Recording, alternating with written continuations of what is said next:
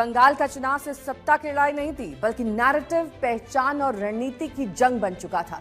एक तरफ ममता अपनी जमीन बचाने में जुटी रही तो दूसरी तरफ बीजेपी हर उस मुद्दे को भुनाने में लगी रही जहां से सत्ता का रास्ता निकल सकता है। सवाल यही कि क्या ये रणनीति काम करेगी? अब नजरें नतीजों पर है। खेला तो हो गया, खेला खत्म है। खेला कहाँ हुआ, किसने खेला? खेला खत्म है, जनता।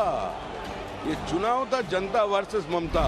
West Bengal will set a new trend of having peaceful election. ठीक ठाक पोजीशन होना चाहिए। जॉब ऑप्शंस ओपन हो, वैकेंसीज ओपन हो, स्टेट का डेवलपमेंट हो, लोगों को एम्प्लॉयमेंट मिले। For us, it's a very secure place. But for local issues, we are casting out. ये सिर्फ एक चुनाव नहीं है, ये नैरेटिव की लड़ाई है, पहचान की लड़ाई है और रणनीति की सबसे बड़ी परीक्षा भी है। और इस बार बीजेपी का सबसे बड़ा दांव है हिंदू वोट बैंक।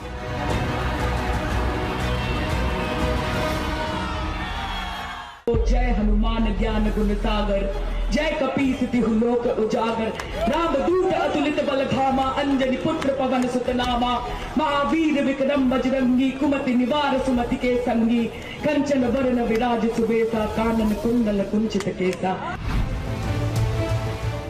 बीजेपी के हिंदू वोट के बढ़ने और टीएमसी के मुस्लिम वोट के घटने से एग्जिट पोल में भी बीजेपी के बंगाल जीतने का अनुमान दिख रहा है।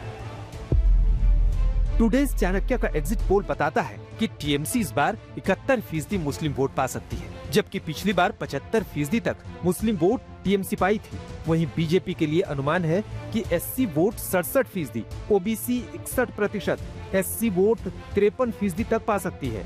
यानी हिंदू वोट से जुड़ा हिस्सा 50% के पार है।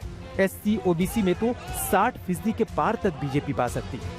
तो क्या यही वो हिंदू वोट का अंक गणित है जो बीजेपी को बंगाल में सत्ता दिला सकता है?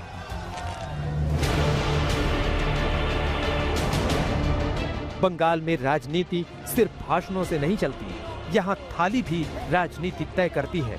जब ममता बनर्जी ने कहा कि बीजेपी सत्ता में आई तो मछली, मांस और अंडे पर रोक लग सकती है, तब ये सिर्फ एक बयान नहीं था, ये सीधे बंगाली अस्मिता पर सवाल था।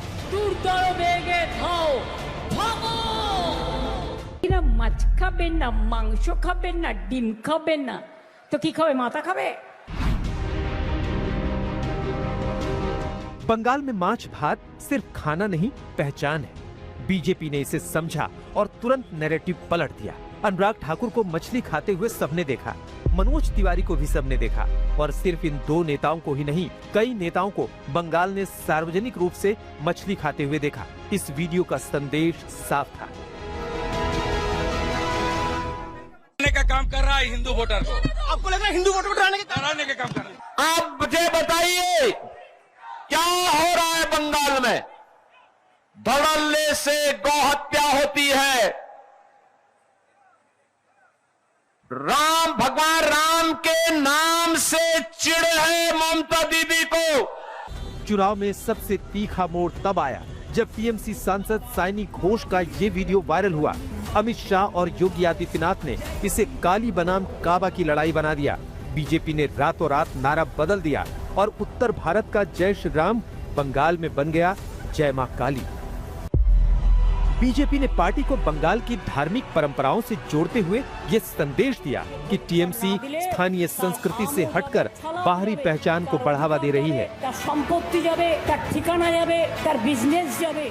पिछले 15 सालों में ममता बनर्जी की सबसे बड़ी ताकत रही हैं महिलाएं। যতই করো हमला, एकदम सब बढ़िया, सब बिंदास, एकदम बिंदास। हाँ? सब सुखी आप है। लोग तो दीदी के पड़ोसी हैं। दीदी तो हम लोगों का तो माँ है। हाँ। वो लोग हमको सब कुछ देता है। दीदी का काम अच्छा लगता है सबको। हम लोग दीदी को चाहिए, दीदी चाहिए, दीदी चाहिए, दीदी चाहिए। दीदी जो नहीं जाता था, टोटो नहीं जाता था, अभी तक बढ़ने से पूरा डायरेक्ट घर पहुँचा देता है टोटो। लेकिन इस बार बीजेपी ने सीधा मुकाबला किया। जीत मिलने पर 3000 रुपए प्रति महीने देने का ऐलान किया, यानी ममता की योजना से दोगुना। साथ ही बसों में मुफ्त यात्रा और सरकारी नौकरियों में 33% आरक्षण। ये सिर्फ वादा नहीं था, ये सीधा संदेश था महिला वोटर को साधने का। पिछले 10 विधानसभा चुनावों की कहानी ये बताती है कि बीजेपी की जीत में महिलाओं की हिस्सेदारी सबसे ज्यादा रही है। पिछले साल बिहार चुनाव में 45% महिलाओं ने एनडीए की जीत में भूमिका निभाई। दिल्ली चुनाव में बीजेपी को 43% महिलाओं ने वोट देकर जिताया। 2024 में हरियाणा विधानसभा चुनाव हो या फिर महाराष्ट्र का विधानसभा चुनाव, बीजेपी को विरोधियों से ज्यादा महिला वोट मिले और जहां नहीं मिले बीजेपी वहां हार गई।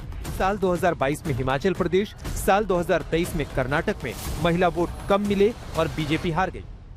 तो सवाल ये है कि एग्जिट पोल के मुताबिक जब बीजेपी जीत रही है तो बंगाल की महिलाओं ने भी अब ममता से दूरी बना ली है।